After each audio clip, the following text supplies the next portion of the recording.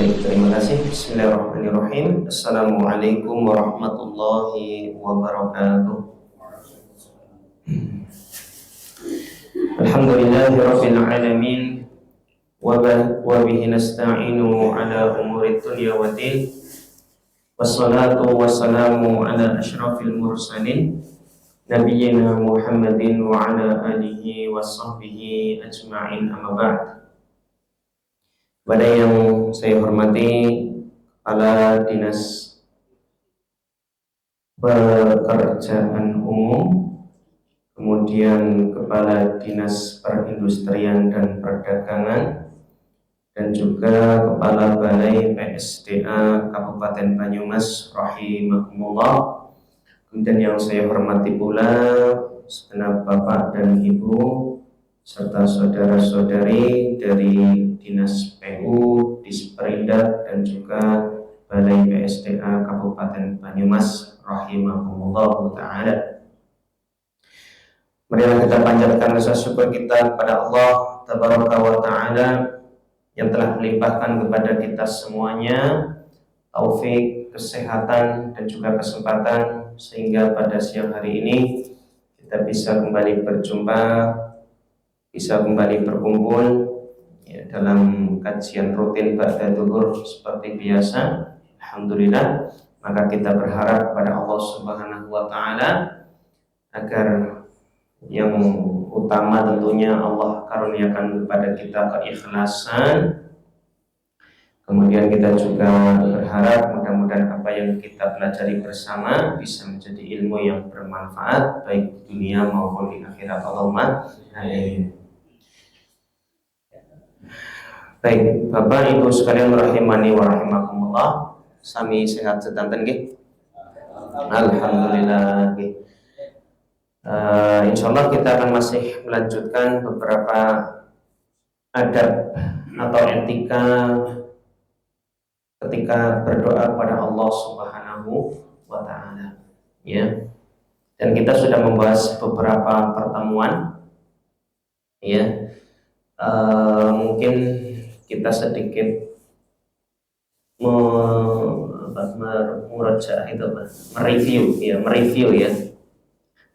mereview apa yang telah kita pelajari dari adab berdoa ya. Yang pertama, kalau masih ingat Pak, adab yang pertama supengi sebulanan. Baik, ini untuk sambil mengingatnya kembali ya. Yang pertama adalah hendaknya ketika kita berdoa jangan langsung berdoa, tapi memuji Allah Subhanahu wa ta'ala terlebih dahulu ya. Di antara bentuk pujiannya apa?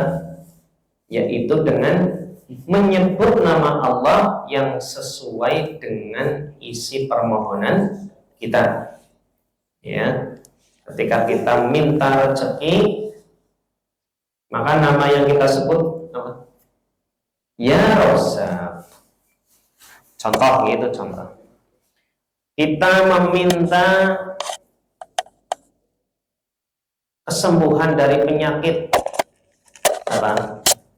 Ya Syafi. Ya, karena di antara nama Allah adalah Syafi yang Maha menyembuhkan. Minta ampunan, Ya Ghafur. Ya, bisa dengan cara demikian. Setelah itu, ya setelah memuja-muji Allah Subhanahu wa ta'ala, kita lanjutkan dengan Allah bersolawat kepada Nabi Sallallahu Alaihi Wasallam. Jadi di antara contoh misalnya Ya Allah, Ya Razzaq, kemudian Allahumma sholli ala Muhammad, seperti itu. Kemudian barulah kita sampaikan isi permintaan kita. Itu adab yang pertama, yaitu mengawali dengan pujian dan sholawat sebelum berdoa ya. Kemudian adab berikutnya adalah berdoalah dengan mantap ya, berdoalah dengan mantap dan penuh keyakinan. Ya. Kemarin kita sempat jelaskan bahwasanya mantap itu adalah dengan betul-betul minta kepada Allah Subhanahu wa taala. Ya. Jangan sampai kita gandengkan doa kita dengan kehendaknya Allah. Ya. Contoh, insya Allah sih kayaknya ini minim sekali dilakukan ya. Contoh misalnya, ya Allah berikanlah aku rezeki jika engkau berkenan. Nah, ini kayaknya jarang dilakukan ya. Jarang ya. Ini bagus, kalau udah jarang dilakukan berarti bagus ya. Mintalah yang mantap, ya Allah berilah aku ya rezeki segera, enggak apa-apa ini mantap ya. Ya Allah segera berikanlah aku jodoh ya. Istri yang solihah, yang cantik, sing sugih ya, duwe bisnis. Ya enggak apa-apa ya doa, enggak apa-apa ya Mas ya. Yang mantap enggak apa-apa. Tapi jangan pernah ya Allah berikanlah aku segera jodoh pasangan yang solihah jika engkau berkenan. Nah, ini tanda gak mantap. Kayak mau nyili utang bae ya. Itu saya contohkan ya. Mas nyili duit anggar jenengan kerso. Bunyung dorok kerso ya. Yang dorok karep ya. Orang tersili ora apa-apa. Begitu nggih. Kemudian yakin ya, penuh keyakinan bahwasanya Allah Subhanahu wa taala itu pasti akan mengabulkan doa kita. Itu harus yakin. Kemudian di antara ada berikutnya yang kita bahas kemarin adalah jangan tergesa-gesa. Ya. Ini penting sekali. Karena kadang ya, seorang yang berdoa kepada Allah kemudian mungkin sudah berlangsung berapa waktu begitu mungkin sudah doa selama 2 hari ya, doa selama bertahun-tahun belum kunjung dikabulkan ya, kayaknya seminggu babis kesel ini lah orang terkabul gitu ya. Nah ini termasuk contoh tergesa-gesa dalam berdoa, mengeluh ketika doa belum kunjung dikabulkan. Maka seorang muslim yang berdoa kepada Allah Subhanahu wa taala hendaknya itu sabar, husnudzon sama Allah, berprasangka baik sama Allah. Ya, karena Allah Subhanahu wa taala itu paling tahu kapan ya momen terbaik bagi kita ya, atau bagi doa kita kapan dikabulkannya, itu Allah tahu momen yang terbaik ya. Wujudnya ya, apa bentuk pengabulan doanya yang terbaik ya, juga Allah yang paling paham ya. Misal kemarin kita contohkan, kita minta berdoa kepada Allah, minta biar nikah sama si A ya, ternyata si A nikahnya sama si B, gimana itu? Ya sudah, kita apa? Mungkin ya kita husnudzon sama Allah, itulah yang terbaik bagi kita. Ya kita memang nggak jodoh sama si A. Kalau kita nikahnya sama si A, mungkin apa? Akan baru nampak hal-hal yang mungkin tidak cocok bagi kita. Ya, jadi Allah yang paling paham ya kapan dan bagaimana pengabulan doa itu.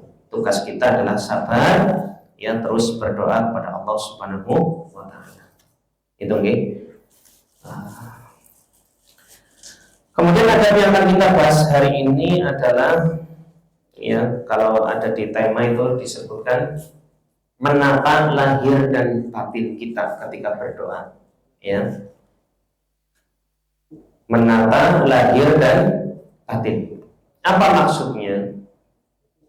Yaitu hendaknya ketika kita berdoa pada Allah Subhanahu wa taala, kita mengkondisikan hati dan juga badan kita. Jadi ada dua hal yang harus kita kondisikan ketika kita berdoa. Yang pertama yang kita bahas dulu adalah hati ya, atau batin kita. Bagaimana ketika berdoa itu kita mengondisikan hati, maksudnya apa? Artinya ketika kita berdoa kepada Allah, hendaknya kita menghadirkan hati kita, konsentrasi, merenungi apa yang kita panjatkan kepada Allah Subhanahu wa Ta'ala. Dan Nabi Shallallahu Alaihi Wasallam sudah mewanti-wanti tentang hal ini. Ya, Nabi Shallallahu Alaihi Wasallam bersabda, "Ud'ullaha wa antum muqinuna bil ijabah." Berdoalah kalian kepada Allah Subhanahu wa Ta'ala dalam keadaan engkau yakin doanya itu diterima oleh Allah Subhanahu wa Ta'ala. Wa'lamu anna Allaha la yastajibu du'aan min qalbin ghafilin lahin. Perhatikan, ini yang menjadi pembahasan kita.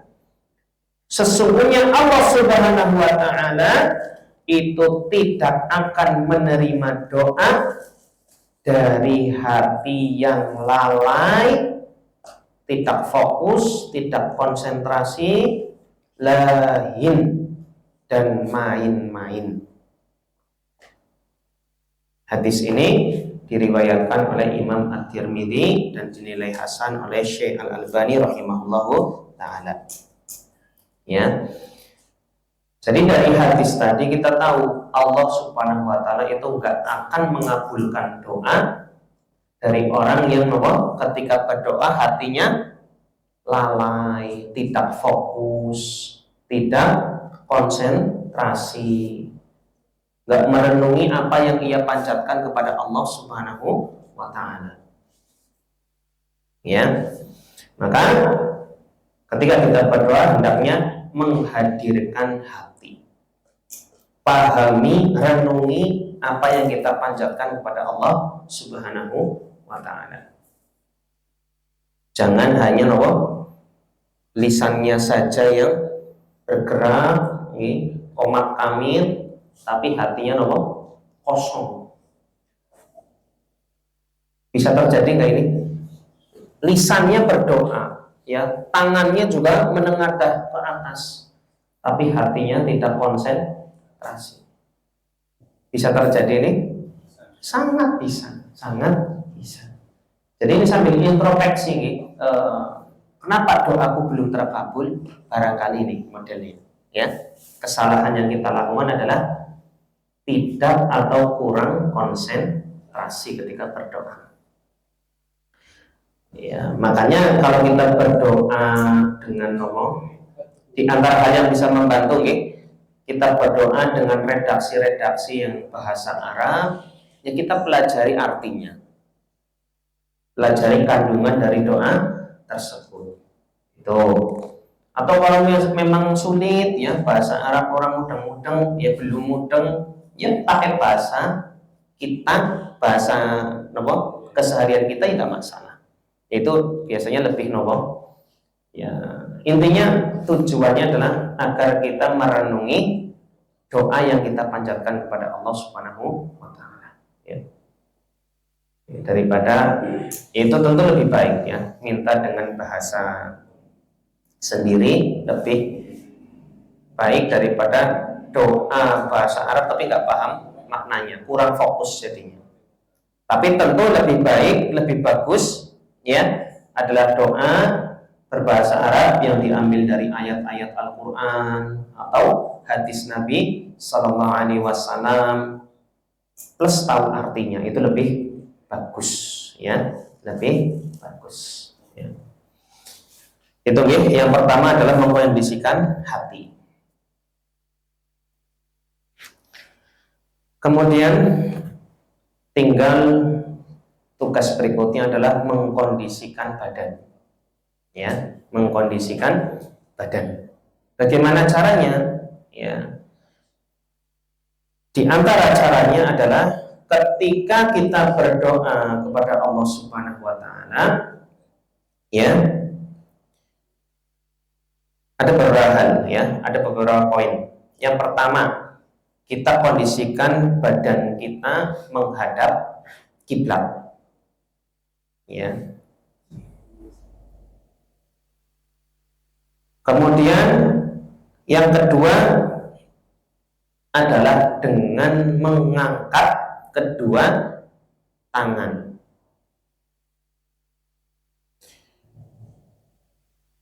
Baik, kita akan bahas sedikit mengenai mengangkat tangan. Ya. Jadi posisi kita ketika mengangkat tangan, ya, dalam doa yang kita panjatkan itu, ini adalah bentuk, ya, atau perwujudan dari rasa harap kita kepada siapa? Allah Subhanahu wa taala. Ya, seperti kita minta tolong kepada orang, mungkin ya minta seperti ini, gitu. Minta, yang namanya minta seperti ini, gitu. Kepada orang saja diisyaratkan dengan, ya, tangan di bawah. Maka ketika kita berdoa kemudian mengangkat tangan, ini betul-betul menunjukkan bahwasanya kita itu sangat butuh kepada Allah Subhanahu wa taala, ya. Kemudian di situ juga ada unsur nopo, meyakini bahwasanya Allah itu Maha Pemurah. Ya, karena kita minta kepada Allah, ya. Ini menunjukkan kita betul-betul yakin Allah itu Maha Pemurah. Allah Maha Tinggi. Ya, Allah Maha Agung. Kita merendah serendah-rendahnya di hadapan Allah Subhanahu wa taala.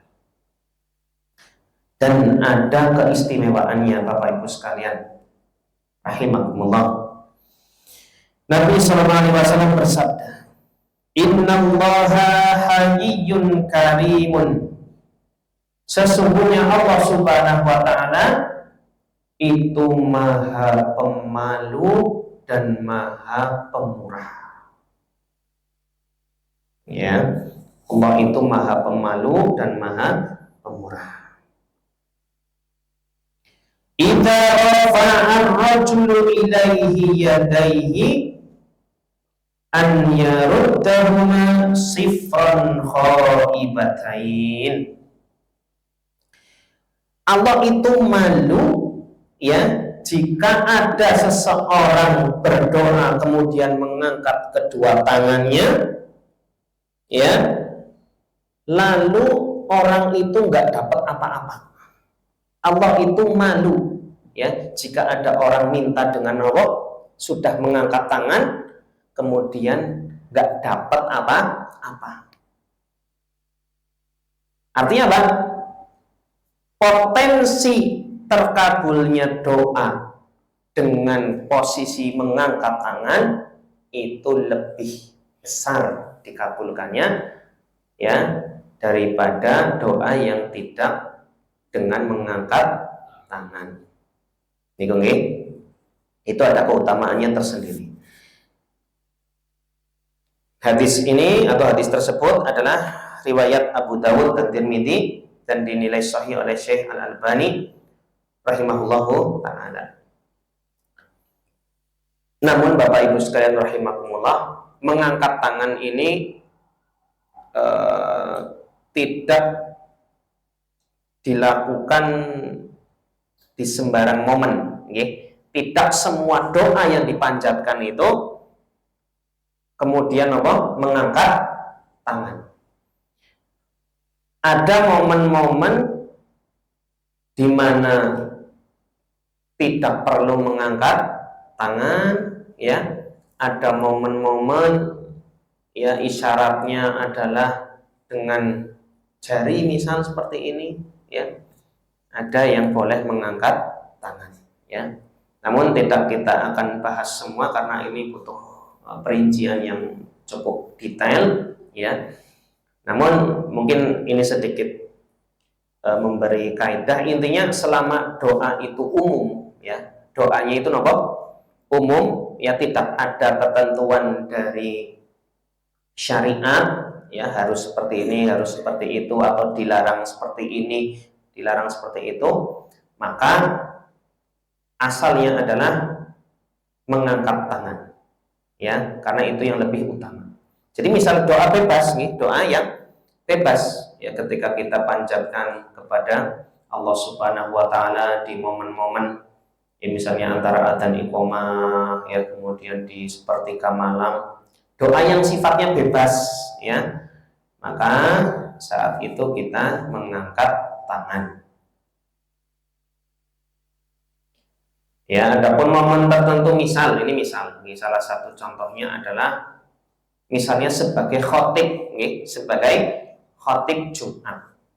Maka berdoa pada saat itu sudah ada aturannya, yaitu dengan cara apa? Mengacungkan jari. Seperti ini doanya. Ya, bagi khotib. Ya.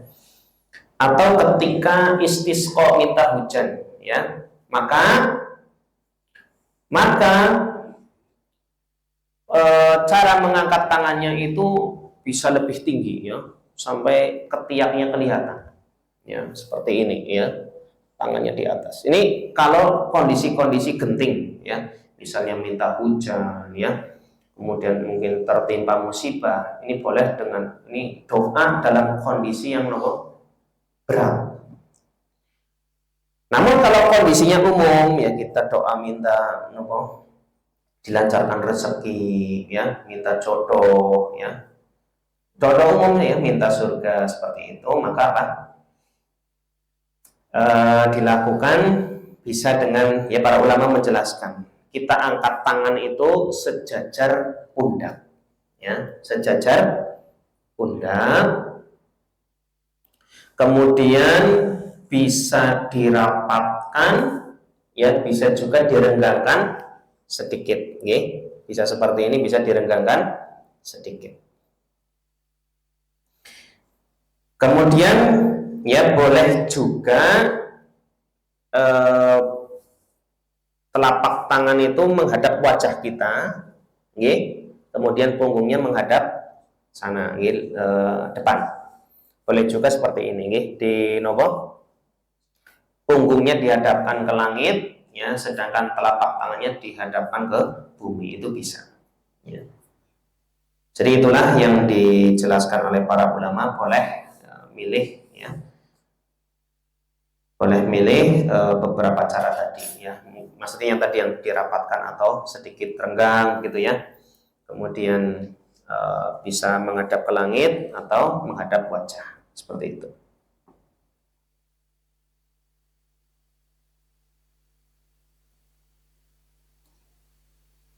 Baik, untuk saya kebalik, ya, ininya yang dihadapkan ke langit seperti ini, maaf, kebalik saya.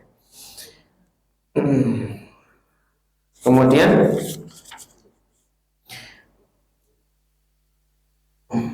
tadi saya koreksi, sudah dipahami, sudah masuk, maksudnya yang seperti ini, telapak tangannya menghadap langit, punggungnya yang ke bumi. Tadi kalau yang doa yang kondisi berat, ya, seperti istisqa seperti ini, jadi punggungnya yang menghadap ke langit seperti ini, diangkat setinggi-tingginya tangannya seperti itu. Ya, maka kalau doa yang doa umum seperti biasa, panjenengan menunggu jeda iqomah begitu, ya, tidak perlu doanya yang seperti ini, malah terdelengi wong isi kenang apa, Nah, ini doa minta hujan seperti itu nggak apa-apa. Tapi kalau doa umum tadi setinggi pundak atau sekitarnya seperti itu, ya.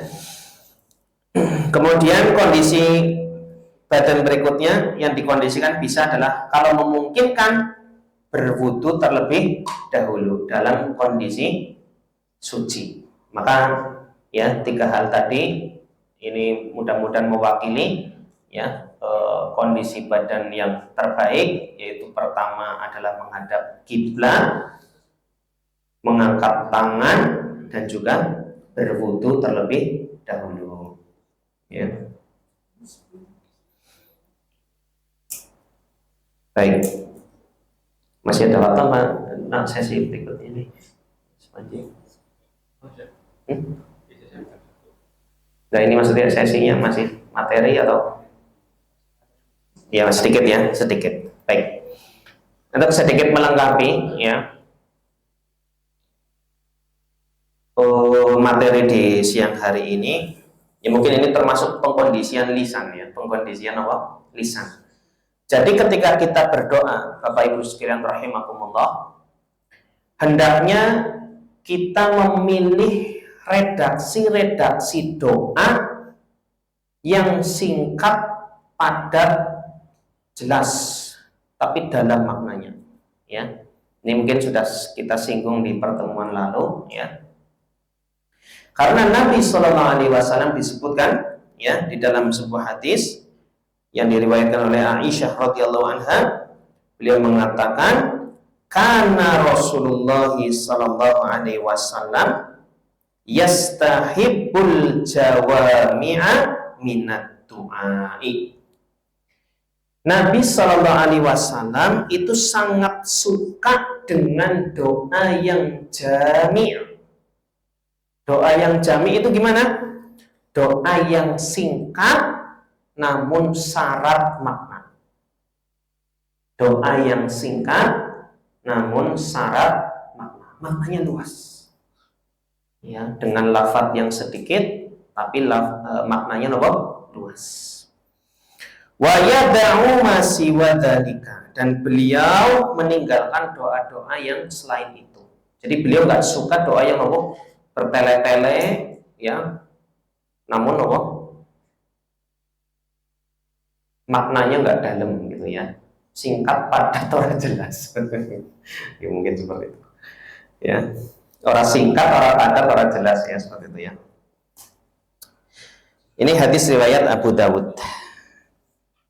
Maka Bapak Ibu sekalian rahimakumullah, di antara ya redaksi doa yang terbaik itu kita ambil dari ayat-ayat Al-Quran atau doa-doa dari hadis Nabi Sallallahu Alaihi Wasallam.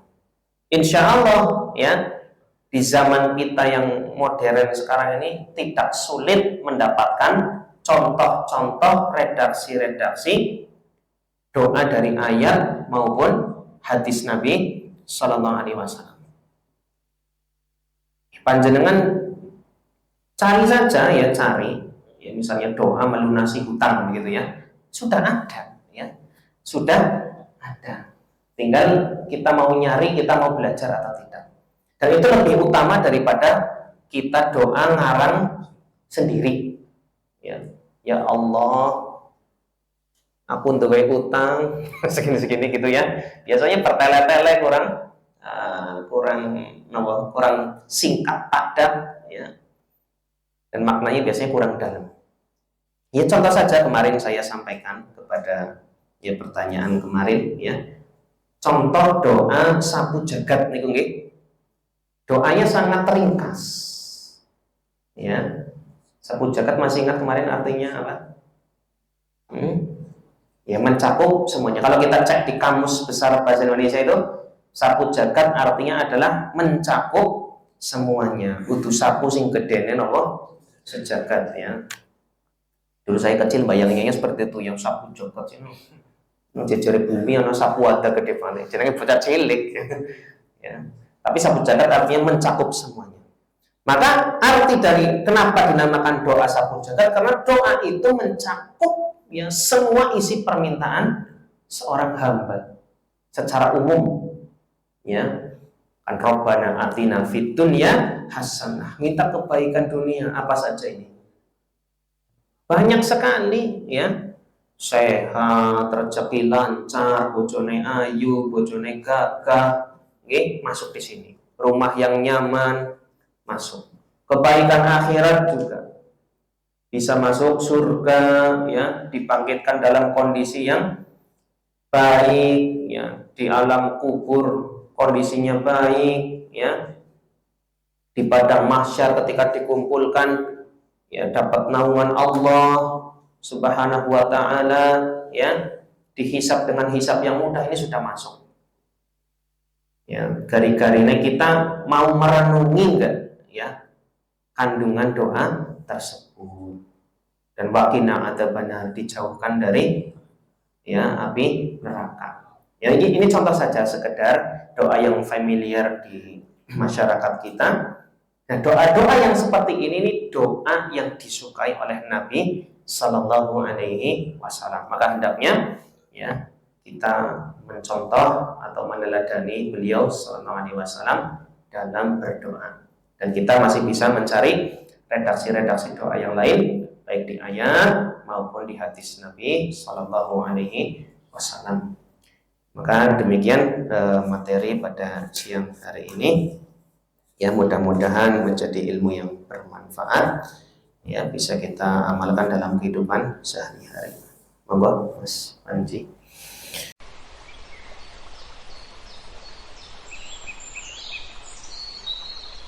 Bisa tanyakan? Monggo Mas Afif. Assalamualaikum warahmatullahi wabarakatuh. Waalaikumsalam warahmatullahi wabarakatuh. Pertanyaan pertama Ustadz, tadi berkaitan disinggung mengenai mengkondisikan badan. Poin yang kedua tadi yaitu dengan mengangkat kedua tangan. Nah, tadi disebutkan salah satunya disinggung bahwa ada hal-hal atau momen yang salah satunya di sholat Jumat itu dengan isyarat tangan, yaitu mengadahkan telunjuk. Lalu bagaimana dengan jamaah Ustadz? Adakah dalil yang menjelaskan mengenai bagaimana tata cara ataupun sikap seorang jamaah ketika dipimpin doa ketika khutbah? Dan kita dan kita ketahui kalau di sholat Jumat itu kalau kita berbicara saja itu menggugurkan pahala sholat Jumatnya. Lalu bagaimana dengan senantiasa mengulang perkataan seperti itu, walaupun ini dalam doa? Apakah ini masuk dalam kategori itu? Kemudian yang kedua, kalau beberapa hal saya pernah menjumpai, kalau namanya curhat itu harusnya kita curhat kepada Allah. Tapi kalau di mana lagi tempatnya kalau selain di dalam doa itu, kalau kita itu bercerita kepada Allah, kalau tadi disebutkan doa itu singkat padat jelas, lalu bagaimana bentuk komunikasi kita dengan Allah dengan cara curhat itu Ustaz? Demikian. Wassalamualaikum warahmatullahi wabarakatuh. Waalaikumsalam warahmatullahi wabarakatuh. Baik. Berkaitan pertanyaan pertama yaitu sikap seorang makmum ya ketika khatib berdoa ya. Maka Allah bisa yang saya ketahui ya, makmum itu tetap mengaminkan doa khatib ya. Ini memang kondisi khusus ya, jadi boleh mengaminkan doa khatib. Kan tadi ada disinggung nggak boleh berbicara memang gitu. Tapi ketika mengaminkan itu ada kondisi khusus ya, dibolehkan mengaminkan doa khatib dan tidak perlu ya mengangkat tangan. Ya, tidak perlu mengangkat tangan. Ya, ini yang saya ketahui. Allah bisa, kalau butuh rincian dalilnya ya butuh baca referensi ya biar lebih kuat ya. Baik. Kemudian untuk masalah yang kedua ya, masalah curhat kepada Allah Subhanahu wa ta'ala. Ya kalau mau curhat ya silakan saja, malah bagus nih curhatnya kepada Allah. Tapi kan maksudnya bisa dikombinasi ya. Adapun ketika berdoanya kita bisa gunakan doa-doa dari ayat atau hadis Nabi Sallallahu Alaihi Wasallam. Itu yang paling bagus ya. Tapi karena keterbatasan biasanya nih kita belum dapat doanya, kita belum ya dapat ilmunya ya, maka doa dengan bahasa sendiri itu pun tidak mengapa insyaallah ta'ala. Seperti itu. Jadi maksudnya bukan artinya ketika disuruh doa dengan doa yang singkat nggak boleh ya panjang, doa yang ya sifatnya curhat tadi ya nggak apa-apa. Tapi itu hanya sifatnya lebih afdol saja. dengan doa yang singkat, padat, dan maknanya dalam luas. Ya. Karena itu bisa menghemat waktu, ya, bisa menghemat waktu. Kemudian kita bisa ulang-ulang doa itu, ya kan, daripada kita curhat atau bukan curhat lah ya, doa dengan redaksi sendiri panjang 5 menit, ya. Tapi ternyata doa itu sebenarnya sudah tercakup di doa sapu jagat misalnya. Dengan waktu yang relatif singkat, ya, kita bisa mengulang-ulang doa itu udah banyak sekali. Ya. Karena di antara adab yang lain ketika berdoa juga doanya itu diulang-ulang. Ya. Jadi semakin besar potensinya untuk dikabulkan. Ya, Allah alam bisa. Jadi yang ingin saya tekankan itu, ya, doa dengan redaksi singkat, padat, maknanya dalam, ini lebih afdol begitu ya, lebih afdol. Adapun kalau masih ya pengen doa yang panjang lebar, ya, kemudian disambi curhat, ya tidak mengapa, insyaallah taala. Allah alam bisa. Mungkin itu mudah-mudahan bisa menjawab Mas Syafiq. Ya, terima kasih Ustaz Jazakallah khair atas jawabannya. Dari jamaah laki, jika ada pertanyaan lagi, enggak Pak Jazal. Waalaikumsalam warahmatullahi wabarakatuh. Oke. Apakah doa bisa merubah takdir ataupun qadar? Misal, ya Allah, saya panjangkan umur saya gitu, padahal kan sebenarnya mungkin umur bagian daripada takdir gitu. Ataupun jodoh misal, atau apapun yang lainnya lah gitu. Terus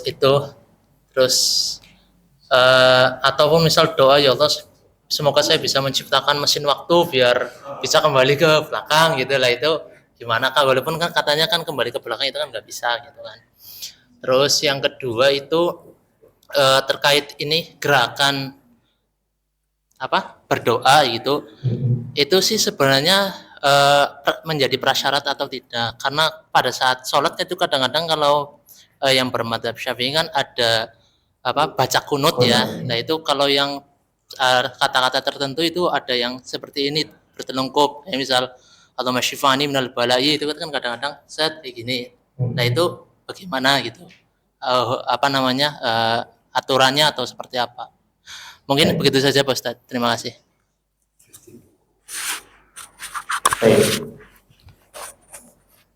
Untuk pertanyaan pertama, apakah doa bisa merubah takdir? Ya, sebagaimana yang saya ketahui, ya, sementara ya, yang sampai kepada saya, doa itu memang bisa merubah takdir, bisa, ya. Tapi takdirnya itu adalah yang sifatnya takdir tahunan, ya. Ada lagi takdir, ini takdir tahunan itu dijelaskan para ulama, setiap malam Qadar atau Lailatul Qadar itu kan ada perubahan catatan takdir, ya. Itu memang bisa dirubah.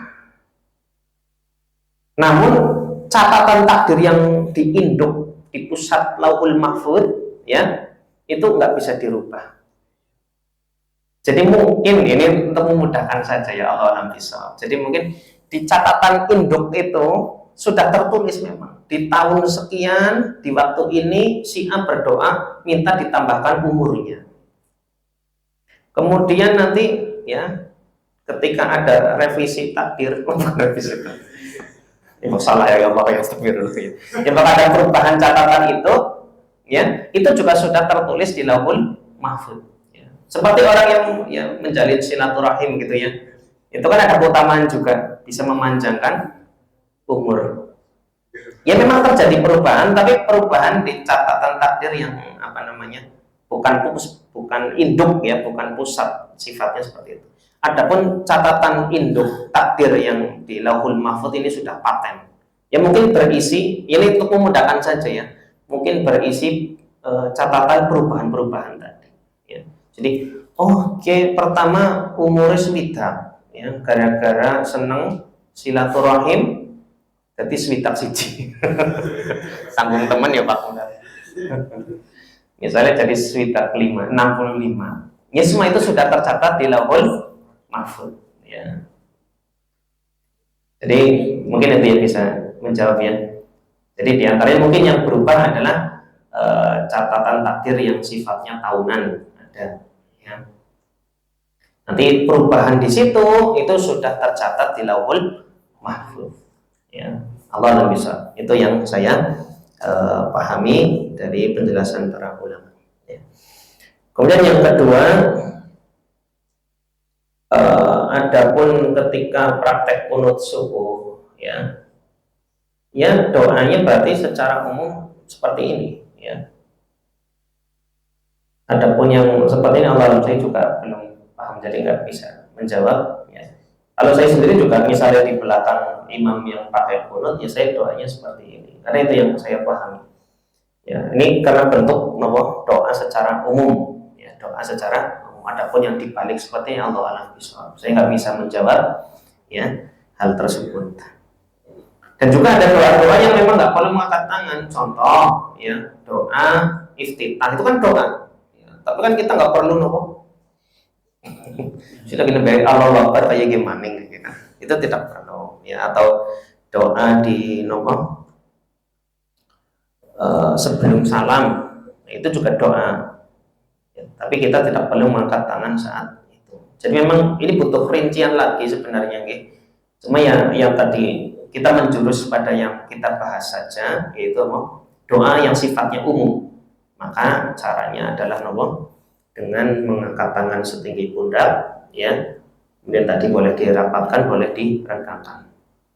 Allah alam bisa. Kalau untuk rincinya saya butuh megang referensi begitu. Kelirunya lebih banyak. Allah alam bisa. Ya, yang masih bisa kita sama khair. Mungkin pertanyaan terakhir dari ibu dulu. Sama ibu-ibu ada pertanyaan? Skip. Dari bapak-bapak ada pertanyaan lagi? Ya, sampai lagi.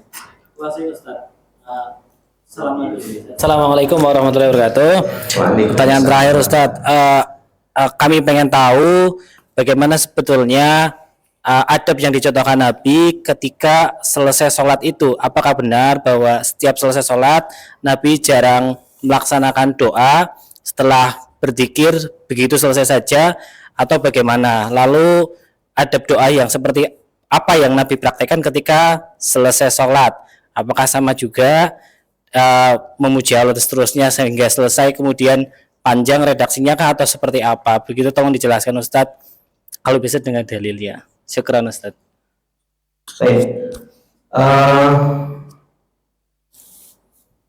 Begini, ya, ketika setelah sholat Nabi SAW itu mengajarkan kepada kita, ya, zikir-zikir setelah sholat. Jadi yang disyariatkan sebenarnya, setelah sholat itu adalah baca zikir setelah sholat. Sudah ada ketentuannya, yang mulai dari astagfirullah, astagfirullah, astagfirullah, Allahumma anta salam, dan seterusnya. Dalilnya gitu, Mas Hafid.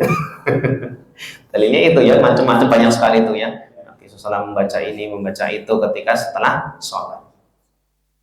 Jadi yang dibaca setelah sholat adalah zikir khusus setelah sholat. Nah, kita bisa pelajari itu, ya, di hadis-hadis Nabi SAW, ya, atau biasanya ada buku, ya, zikir setelah sholat. Nah, itu dalil-dalilnya biasanya lengkap di situ. Nah, sekarang berkaitan dengan doa setelah sholat, maka keterangan ulama yang saya dapati, hukumnya apa? Boleh, ya. Hukumnya boleh-boleh saja berdoa setelah sholat, tapi jangan dirutinkan, ya. Jadi kita setelah sholat kemudian berdoa, ya, boleh, tapi jangan dirutinkan. Khawatirnya itu dianggap menjadi ya paketan ya, setelah sholat ya berdoa, setelah sholat ya berdoa. Padahal Nabi SAW sudah mengajarkan setelah sholat ya berzikir. Zikirnya kayak apa? Ya Nabi SAW sudah ajarkan. Ya tugas kita tinggal belajar.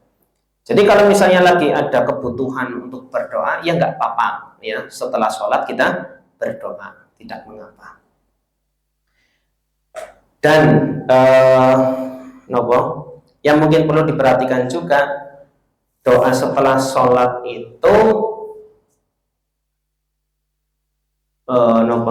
kalau dibandingkan dengan waktu-waktu mustajab, ya masih ibaratnya masih kalah begitu ya.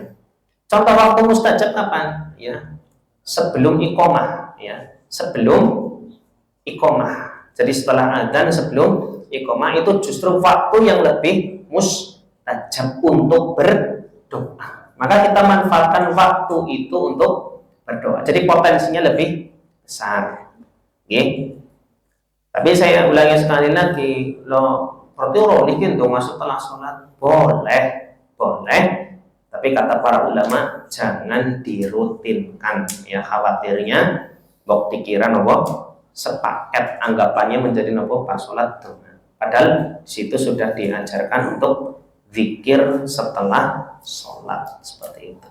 Jadi kalau ada kebutuhan saja, misal kita ini pekerjaannya lagi apa teman, maka berduhur dengan minta kemudahan dalam pekerjaan, ya nggak apa-apa. Allah alam bisawab. Baik, terima kasih Ustaz Jazakallah khair untuk jawabannya. Alhamdulillah kita sudah di penghujung acara. Mohon maaf jika masih ada pertanyaan yang belum terjawab. Mari kita tahan dulu untuk ditanyakan di kemudian hari. Itulah nikmatnya kita kajian. Kita sabar dalam menuntut ilmu. Baik, alhamdulillah kita sudah di penghujung acara. Kami sampaikan jazakallah khair untuk ada di materi dan jawaban-jawabannya. Semoga Allah berkahi kajian kita pada hari ini sehingga Allah mudahkan kita mengamalkan apa yang kita dapatkan hari ini. Untuk mengakhiri kajian, mari kita akhiri dengan bacaan hamdalah bersama-sama. Alhamdulillahirabbil alamin.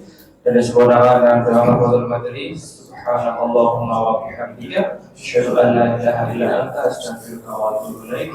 Dari kami sekian, jika ada salah-salah kata kami mohon maaf. Kami akhiri. Barakallahu fikum. Assalamualaikum warahmatullahi wabarakatuh. Waalaikumsalam.